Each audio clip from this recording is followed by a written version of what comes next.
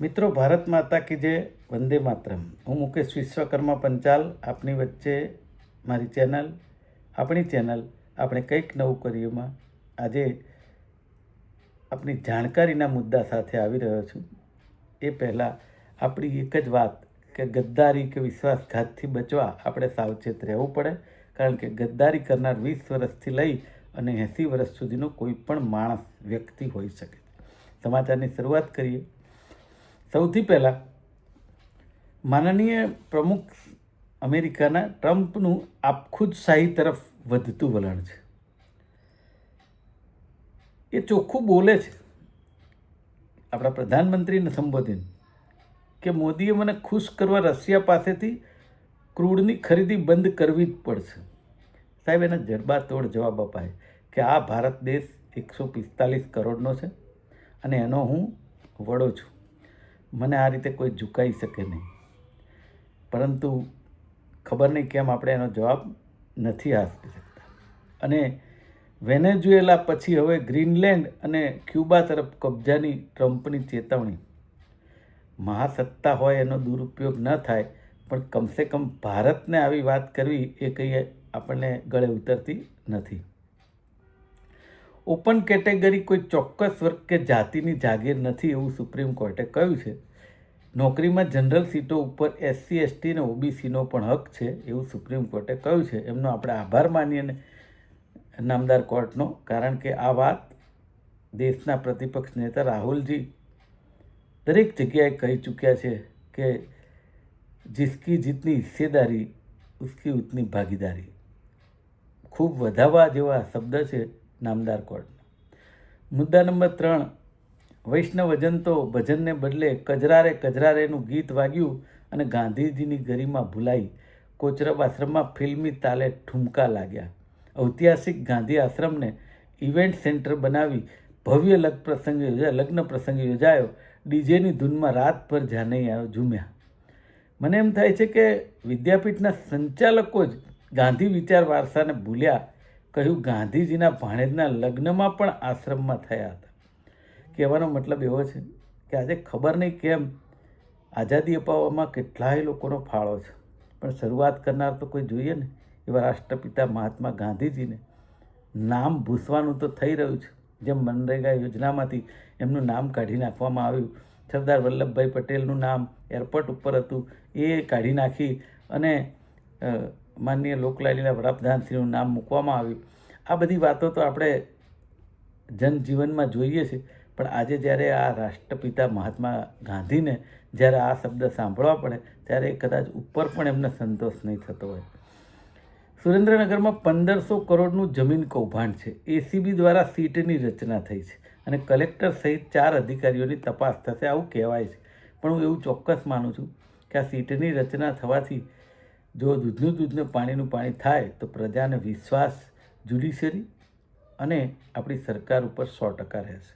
કારણ કે જે રીતે અત્યારે ગુજરાતની અંદર અને અનેક જગ્યાએ ડમી ખેડૂતો, ખોટા ખેડૂતો, બોગસ રીતે બનેલા ખેડૂતો જે સાટકા થઈને 25-50 હજારની કરોડની મિલકત જે લોકો બનાવીને બેઠા છે અને મસ્ત મોટી ગાડીઓમાં ફરે છે, એવા લોકોને જબ્બે કરવાનો સમય છે. એમાં સરકારે ધ્યાન આપવું ખૂબ જરૂરી છે, કારણ કે એવા લોકો પ્રજાને ક્યાંક ને ક્યાંક શોષણ કરવાની કોશિશ કરતા હોય છે. એમણે ખેડૂતો સાથે દ્રોહ કર્યો હોય છે, સરકાર સાથે દ્રોહ કર્યો હોય છે. તે એવા લોકોને પકડી પાડવા જોઈએ.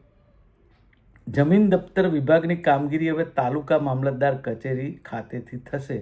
અરજદારોને દૂર દૂરથી જિલ્લા મથક સુધીના ધક્કા સહિતની ફરિયાદો બંધ થશે. કર્મચારીઓની મનમાની ચાલશે નહીં. એ હવે નીવડે વખણાય. બાકી તો આપણે ત્યાં જોઈએ છે કે તલાટી સાહેબે એક દાડામાં આપણને મળે નહીં. કે તો એમ કે મારી પાસે 3 જગ્યાના ચાર્જ છે.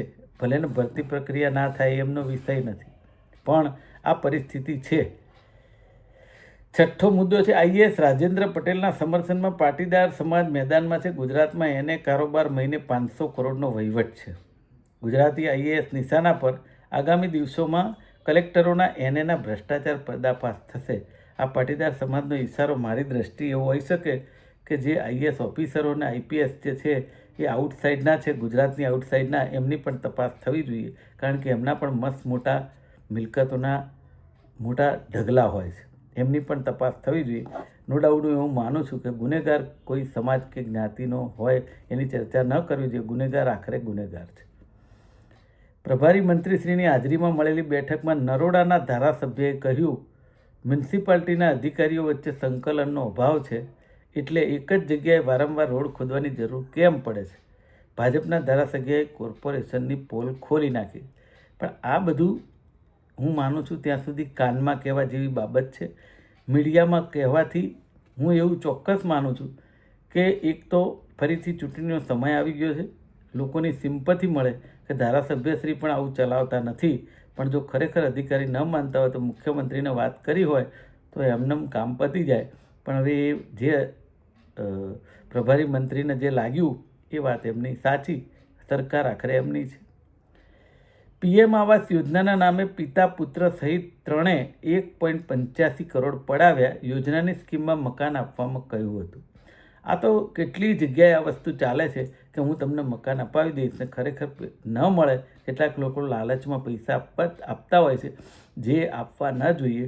ગુનો નોંધીને કાર્યવાહી શરૂ કરવામાં આવી છે, પણ સરકાર તરફથી 1000 મકાન બનાવવાનો કોન્ટ્રાક્ટ મળ્યાનું કહીને નાણાં પડાવ્યા હતા, જે ખરેખર આવા લોકોને જબ્બે કરવા જોઈએ.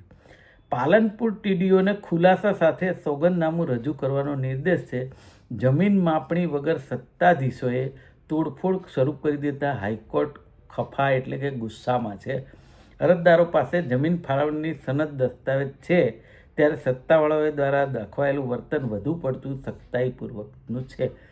100%ની વાત છે કે જે રીતે અમદાવાદના થલતેજમાં સ્નેહાંજલિ સોસાયટી તોડી પાડવામાં આવી, તો એની અંદર આવો જ કંઈક કિસ્સો હતો કે ભાઈ જે બિલ્ડરે ખોટું કર્યું ભૂતકાળની અંદર 30 વર્ષ પહેલાં, પણ જે અંદર રહેતા હતા એ લોકોનો વાંક શું? એ લોકોએ તમામ કાગળિયા મૂકીને બેન્કોમાંથી લોન પણ લીધી છે. તો બેન્કોએ જ્યારે લોન આપી ત્યારે કંઈ કોઈ ચકાસણી નથી, રજા ચિઠ્ઠીઓ આપી, પરમિશન આપી, છતાં પણ આજે એ સભ્યોને ત્યાંથી ખસી જવું પડ્યું. એટલે એનો મતલબ ચોખ્ખો સાબિત થાય છે ક્યાંક ને ક્યાંક વાડ ચીભડા ગળે છે. સિવિલમાં વધુ સાથે કુલ 153 દર્દીઓ દાખલ. ગાંધીનગરમાં ટાઇફોઇડનો રોગચાળો બેકાબૂ. બાળકીનું શંકાસ્પદ મોત છે. પણ મોતના આંકડા આ સરકાર ક્યારેય સાચા આપતી નથી. કોરોનામાં પણ આપ્યા નહોતા. ખાનગી હોસ્પિટલોમાં પણ દર્દીની સંખ્યા વધી રહી છે. પાણીપુરીની લારીઓ ઉપર પ્રતિબંધ. જૂના સેક્ટરમાં સઘન સર્વેલન્સ. ગુજરાતમાં પાણીજન્ય બીમારીથી 1 વર્ષમાં 377 વ્યક્તિઓના મોત થઈ ચૂક્યા છે. ક્યારે જાગશે સરકાર એ આપણે એમને પૂછવાનું છે. આપણે પૂછીશું, પૂછતા રહીશું. ચૂંટણી આવે એટલે મુદ્દા જુદા હોય છે અને આ બધા મુદ્દા ભૂલાઈ જાય છે. આગળ વધીએ. રસ્તો પાર કરવામાં એક ડગલું બાકી રહ્યું અને એ દારૂડિયા બાઇક ચાલકે 100 ફૂટ ફંગોળી અને એક રાહદારીને મોતને ઘાટ ઉતાર્યા. મને એમ થાય છે કે જે રાહદારીનો શું વાંક, પણ જે રીતે 2 વ્હીલર ચાલકો પણ જે રીતે વાહન ચલાવી રહ્યા છે, ખરેખર ગમે ત્યારે એક્સિડન્ટ થઈ શકે, ગમે ત્યારે એ પોતાનું નુકસાન કરી બેસે અથવા સામેનું કરી બેસે, એ પ્રકારનું ડ્રાઇવિંગ કરતા હોય છે. એમની ઉપર પણ કંટ્રોલ કરવાની ટ્રાફિકની જવાબદારી છે, જે કરવી જરૂરી છે. આગળ વધીએ. ચૂંટણી નજીક આવતા સત્તાધીશો અને અધિકારીઓને રોડ, પાણી, ગટરના કામ યાદ આવ્યા. આ પ્રજાએ યાદ રાખવાની જરૂર છે કે ચૂંટણી આવી છે ને યાદ આવ્યા છે. બાકી તમે ચોમાસામાં પાણી ભરાઈ રહે, ભૂવા પડતા રહે, ગટરો બંધ થઈ જાય કે નળ સે જળ યોજનામાં નળ સે છળ થાય, આ પ્રજાએ યાદ રાખવાનું છે. મારે ને તમારે નહીં. હું પણ પ્રજાનો એક ભાગ જ છું. આગળ વધીએ. ઇન્દોર, ગાંધીનગરમાં દૂષિત પાણી પીવાથી મોતની ઘટનાઓ વચ્ચે કોટ વિસ્તારમાં પીવાની પાણીની લાઈનો સડી જતા ગટરના પાણી ભળી ગયા છે. આ રહ્યા તેના સેમ્પલ. 26 વિસ્તાર પાણીજન્ય રોગોના હોટસ્પોટ છે. હવે મને એમ થાય છે કે આટલું બધું નુકસાન થાય ત્યાં સુધી તંત્ર ક્યાં હોય છે? આ બહુ મોટો સવાલ છે. કોઈ કરે ના કરે, એના ઉપર કાર્યવાહી થાય ના થાય, એ 2 નંબરની વાત છે. સવાલ ખૂબ મોટો છે, ધ્યાનમાં રાખવાની જરૂર છે. આપણી બાજુના દેશ બાંગ્લાદેશમાં જે રીતે હિન્દુઓ પર હુમલા થઈ રહ્યા તે બાબતે સિરિયસતા રાખીને આપણા પ્રધાનમંત્રી અથવા વિદેશ મંત્રીએ તાત્કાલિક કંઈક ઘટતું એટલા માટે કરવું જોઈએ. આખરે આપણે હિન્દુસ્તાનના હિન્દુઓ છીએ અને આ જે આપણા હિન્દુઓ ઉપર હુમલા થાય તો કાલે અરાજકતાની પરિસ્થિતિ કોઈ પણ જગ્યાએ થઈ શકે છે. માટે તાત્કાલિક આ બાબતે ધ્યાન આપવું ઘટે. આગળ વધીએ. સુરતના તબેલાની આડમાં ચાલતું નકલી ઘીનું કારખાનું, 319 કિલો ઘી જપ્ત. હવે તમે વિચાર કરો કે આ કારખાનું ક્યારથી ચાલુ થયું હશે, કેટલા વર્ષોથી ચાલતું હશે અને કેટલા લોકોને ઘી આપી દીધું ને કેટલા લોકોએ ઘી આરોગી ચૂક્યા. આનો કોઈ હિસાબ નથી આપણા દેશમાં, કારણ કે ફૂડ બાબતે કોઈ સ્ટ્રોંગ કાયદો નહીં હોવાથી આ પરિસ્થિતિ આપણા દેશની છે. લોકો ખાય છે, મરે છે, મોતને ભેટે છે, પણ 145 કરોડના દેશમાં જાનની કોઈ કિંમત નથી. આપણા પાડોશી દેશ બીજો ચીનની નાલાયકી ઘટતી નથી. બેંક ઓફ સરદાર સરોવર પાસે નવી ઇમારતો હોવાનું સેટેલાઇટ ઇમેજમાં જાણવા મળ્યું. સરદાર સરોવરની આસપાસ દરેક સિઝનમાં થાય સૈન્ય તૈનાતીને સુનિશ્ચિત કરવાનો ઉપદેશ છે. મને એમ થાય છે કે ચીન જોડે તો આપણા પ્રધાનમંત્રીશ્રીએ ઝૂલ્યા હતા જિનપિંગ જોડે. વાત કરીને આ વાત કરવી જોઈએ ને, કારણ કે દરેક ભાષણમાં કહેતા હોય છે કે 1 ઇંચ જમીન અમે નહીં આપીએ, પણ લાખો વાર જતી રહે એ કોઈ જોતું નથી. આ તો સર્વે રિપોર્ટ આવ્યો સેટેલાઇટનો એટલે ખબર પડે છે. આગળ વધી. એક જ કોન્ટ્રાક્ટરને 8 કરોડથી વધુના કામો આપવાની હિલચાલ છે. ચોમાસા વગર ખાડા પૂરવા, રોડ રિપેરિંગ કરવા એએમસી 13 કરોડનો ધુમાડો કરશે. ચૂંટણીમાં પૈસા જોઈશે. આ ભ્રષ્ટાચારનો નમૂનો છે. કારણ એવું છે કે જ્યારે ચોમાસામાં ખાડા પડે, ભૂવા પડે, ત્યારે એ લોકો રાહ જોતા હોય કે ચોમાસું ઉતરે પછી કરીએ. અને અત્યારે કોઈ ચોમાસું નથી એટલે ખાડા એવા પૂરવા અને રોડ કરવા નીકળી પડ્યા છે 13 કરોડના, કે કોર્પોરેશનની ચૂંટણી આવે એટલે બધાને એવું લાગે હા ખૂબ સારા રોડ છે. ખરેખર કોણ પહોંચે? ભગવાન પહોંચે. આગળ વધીએ. સમીક્ષા બેઠકમાં વિરોધ પક્ષ નહીં, ભાજપના કોર્પોરેટરે હરિયાણાની હૈયાવરટ ઠાલવી છે.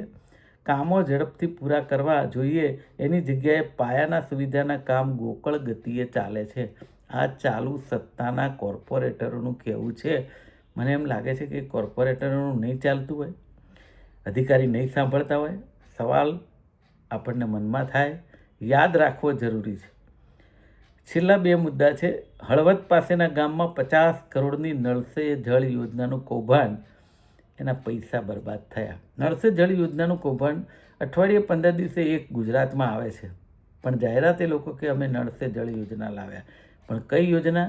પૈસા ભેગા કરવાની, ભ્રષ્ટાચાર કરવાની. છેલ્લો મુદ્દો છે જમીન સર્વે. 4 લાખથી વધારે અરજી પેન્ડિંગ છે જમીન સર્વેની. માપણી તંત્ર તાલુકા સ્તરે લઈ જવાની હવે વાત થાય છે. કરોડો રૂપિયા પાણીમાં ગયા પછી માપણી કેમ લટકી એ સવાલ છે. 2 દાયકામાં 7 કરોડનો ખર્ચ છતાંય 7,000 ગામોમાં ફાઇનલ પ્રોલોગેશનની પ્રક્રિયા બાકી છે. મને એમ થાય છે મુદ્દાની કોઈ હદ તો હોવી જોઈએ ને. માત્ર વિકાસની વાત કરીએ, બુલેટ ટ્રેન નંખાઈ જાય એટલે વિકાસ થઈ ગયો કહેવાય? છેવાડાના માનવી અને સામાન્ય જન સુધી જ્યાં સુધી પ્રાથમિક સુવિધા ન પહોંચે ત્યાં સુધી હું માનું છું કે ગુજરાત મોડેલ પણ ના કહી શકાય, કે કોઈ એવા મોડલની વાત ન થાય કે આજે 30 વર્ષ પછી પણ લોકો સુવિધાથી વંચિત છે. આજે બસ આટલું જ. આપનો ખૂબ ખૂબ આભાર. શુભરાત્રિ.